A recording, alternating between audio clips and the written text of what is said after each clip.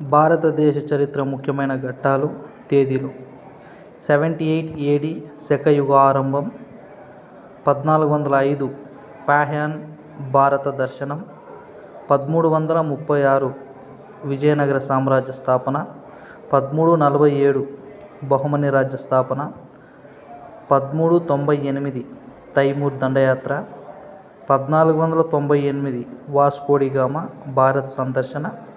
1510 Portuguese వారిచే గోవా ఆక్రమణ, 1526 ప్రథమ పానిపట్టు యుద్ధం, 1556 రెండవ పానిపట్టు యుద్ధం, 1576 హాల్దీ ఘాట్ యుద్ధం, 1600 ఈస్ట్ ఇండియా కంపెనీ స్థాపన,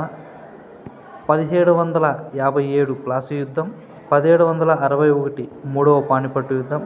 1764 బాక్సర్ యుద్ధం, 1773 రెగ్యులేటరీ చట్టం.